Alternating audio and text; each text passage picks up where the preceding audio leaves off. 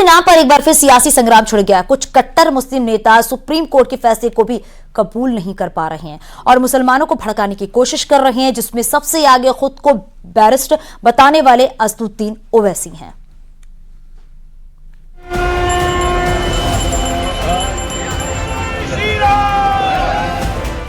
सज गई भगवान की नगरी, प्राण प्रतिष्ठा की उलटी गिनती भी शुरू हो गई।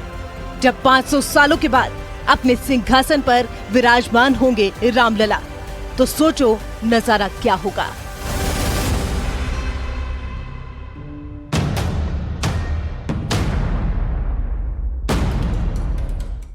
लेकिन उससे पहले शुरू हो गई है बयानबाजी, भड़काऊ बोल और उठने लगी मस्जिदों की आवाज। क्या तुम्हारे दिलों में हमारे दिलों में तकलीफ नहीं होती कि जिस जगह पर हमने 500 साल हय्या अल सलाह और हय्या अल फलाह की सदाएं दी, जहां पर हमने बैठकर कुरान करीम का जिक्र किया। ये है ओवैसी, जो वकालत की पढ़ाई कर चुके हैं, जो खुद को बैरिस्टर समझते हैं, लेकिन ये अब राम राज्य में नफरत का बीज बो रहे हैं, मुस्लिमों को भड़का रहे हैं और कह रहे हैं अभी भी वक्त है, मस्जिदों को बचा लो, खानदान को बचा लो, नौजवानों मोहल्ले को बचा लो।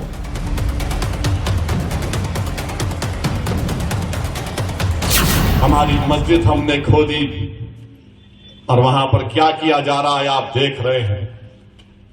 नौजवानों, क्या तुम्हारे दिलों में हमारे दिलों में तकलीफ नहीं होती कि जिस जगह पर हमने 500 साल हय्या अल सलाह और हय्या अल फलाह की सदाएं दी, जहां पर हमने बैठकर कुरान करीम का जिक्र किया, जहां पर हमने बैठकर सलात और सलाम के नजराने पेश किए, आज वो जगह हमारे हाथ में नहीं है। इसमें ना कोई शक है और ना ही कोई शंका, क्योंकि जहां प्रभु राम भव्य मंदिर में विराजमान होने वाले हैं, उस राम जन्मभूमि पर फैसला किसी राजनीतिक पार्टी, किसी सरकार ने नहीं, बल्कि न्याय के मंदिर ने सुनाया था। सुप्रीम कोर्ट ने 9 नवंबर 2019 को अयोध्या के राम मंदिर मामले पर अपना फाइनल फैसला सुनाया था और तत्कालीन सीजेआई रंजन गोगोई की अध्यक्षता वाली विशेष बेंच में justice Sharad Arvind, justice DY Chandrachud अब सीजेआई हैं, जस्टिस अशोक भूषण और जस्टिस अब्दुल नजीर शामिल थे। फैसले पर हाल ही में सीजेआई ने कहा, संघर्ष के लंबे इतिहास और विविध दृष्टिकोणों को ध्यान में रखते हुए सुप्रीम कोर्ट ने अयोध्या मामले में एक स्वर में फैसला सुनाने का निर्णय लिया था। यानी ओवैसी जैसे भड़काऊ नेताओं को सीजेआई की टिप्पणी से सीख लेने की जरूरत है।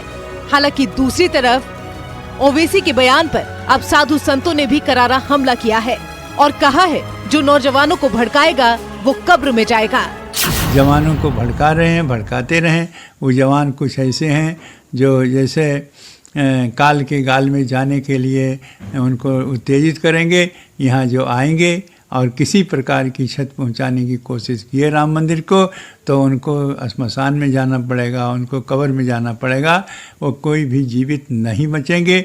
और इसका उदाहरण पहले से है। यहाँ 5 ऐसे आतंकवादी आए थे जो यहीं हमारे जवानों ने उनको ढेर कर दिया और उनको कब्रिस्तान पहुंचा दिया। इसीलिए कोई भी अब राम मंदिर के विषय में यदि विरोध में सोचता है और यहाँ आने का साहस करता है, तो वो यहाँ नहीं आएगा, वो सीधे कब्रिस्तान में जाएगा। इसलिए ओवैसी जी आप समझ लें, जब अयोध्या में श्री राम जन्मभूमि पर राम मंदिर का प्राण प्रतिष्ठा हो रही है, तो इनके प्राण निकल रहे हैं। इनको लग रहा है कि ये क्या हो गया, हमने तो जो सोचा नहीं था, हमने तो भय भ्रम का माहौल पैदा करके अपनी सियासत की दुकान चलाई थी। तो इन लोगों को एक बात अब समझना चाहिए, वक्त बदला है, माहौल बदला है और इस तरह के कम्युनल कारीगरों का वक्त जो है वो पूरी तरह से खत्म हो चुका है। चाहे ओवैसी हो या फिर बर्क, अब संतों को, राम भक्तों को फर्क नहीं पड़ता, क्योंकि 500 सालों का इंतजार अब साकार हो रहा है। यहाँ तक कि सीजेआई ने भी साफ कर दिया है कि राम मंदिर पर फैसला सर्वसम्मति से आया है, तो फिर राम के नाम पर विवाद के लिए कोई जगह नहीं बचती। Bureau report, news 18।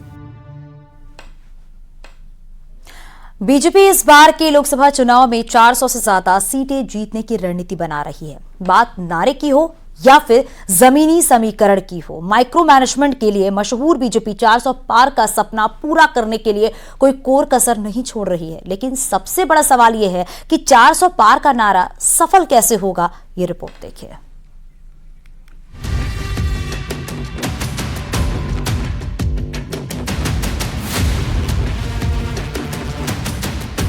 लखनऊ से दिल्ली तक और राम मंदिर से लोकसभा चुनाव तक महामंथन से 24 का विजय अमृत निकल रहा है और नया नारा दिया जा रहा है, अब की बार 400 पार, तीसरी बार मोदी सरकार।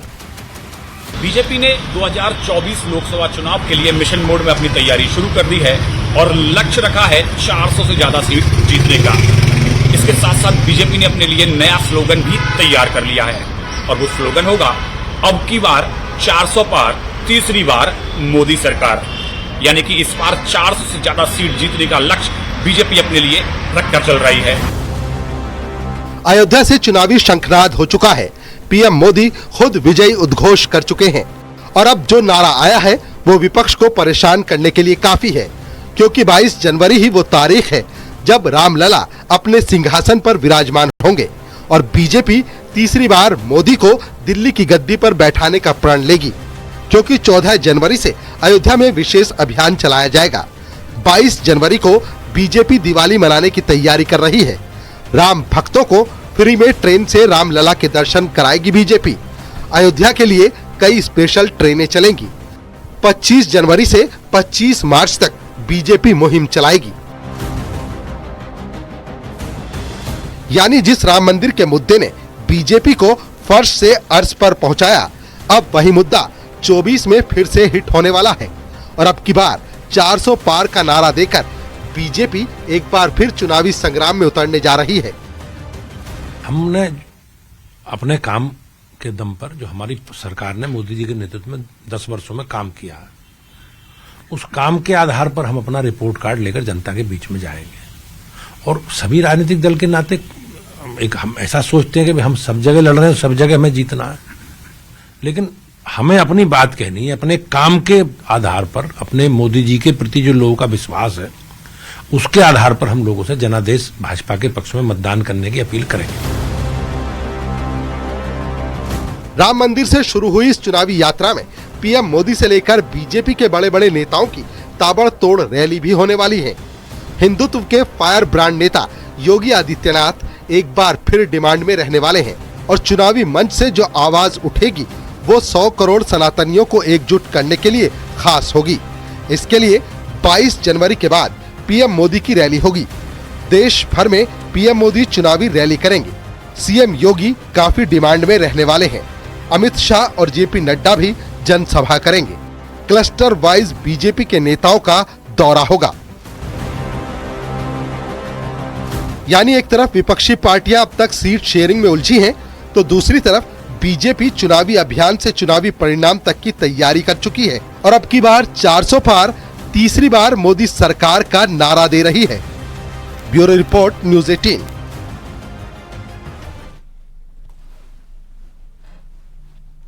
इंडी गठबंधन में अब सीट शेयरिंग पर माहौल टाइट हो चुका है। अखिलेश यादव कांग्रेस को 2 से ज्यादा सीट नहीं देने का मन बना चुके हैं, तो वहीं अब आम आदमी पार्टी भी कांग्रेस पर तंज कस रही है। तो दूसरी तरफ पर भी देखा जा रहा है कि विपक्षी गठबंधन में संयोजक की लड़ाई भी जारी है।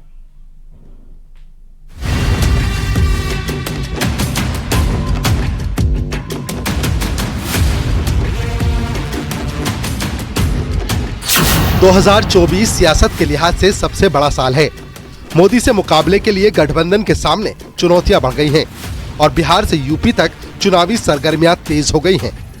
इंडिया गठबंधन की चौथी बैठक के बाद अब बात सीट शेयरिंग पर आ चुकी है। तो वहीं रथ तैयार है, घोड़े तैयार हैं, लेकिन सारथी कौन होगा, इस पर डाउट है। गठबंधन के संयोजक की बात चल रही है, जिसमें नाम तो कई हैं, लेकिन अब तक इंडिया गठबंधन किसी निष्कर्ष पर नहीं पहुंच पाया।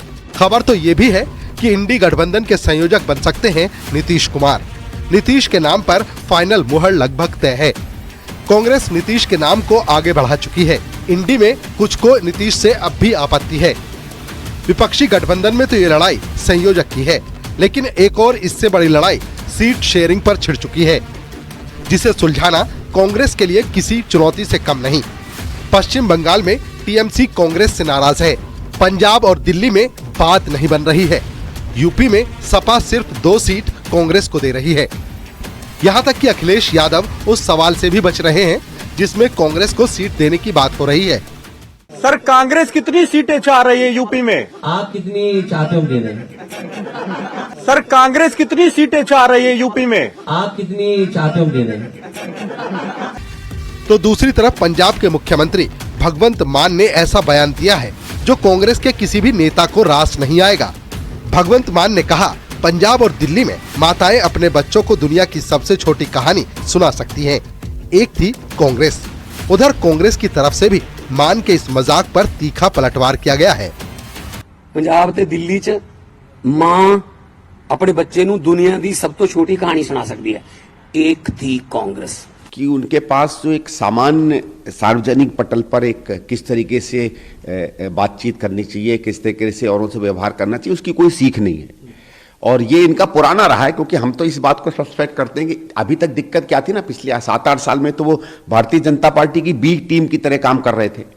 अब हो सकता है उनको लग रहा हो कि भारतीय जनता पार्टी को उनकी जरूरत नहीं है, इसलिए वो इंडिया अलायंस की तरफ देख रहे हैं। और ठीक है, इंडिया अलायंस के कुछ लोगों ने कहा कि भाई इनको भी इंक्लूड कर लीजिए, भले ही छोटी पार्टी हो, एक आध राज्य में हो, लेकिन इनको इंक्लूड करने की एक बात चल रही है। अब ये इस बात को मुझे नहीं लगता हजम कर पाते हैं, तो इसलिए दिक्कत होती है, क्योंकि इनको जो बड़े गठबंधन में आने की जो एक तौर तरीके होते हैं, उसका एक कल्चर होता है, उसकी इनको समझ नहीं है। यानी एक तरफ जहां इंडिया महागठबंधन के नेता ऑल इज वेल का दावा करते रहते हैं, वहीं दूसरी तरफ सीट शेयरिंग को लेकर लगातार खटपट की खबरें सामने आ रही हैं। ऐसे में क्या कांग्रेस संयोजक से लेकर सीट शेयरिंग पर सहयोगियों को मनाने में टाइम खोटी करेगी, या फिर मोदी से मुकाबले के लिए अपनी अलग रणनीति तैयार करेगी? क्योंकि यहाँ तो अपने ही अब बेगाने हो चले। Bureau report, news 18।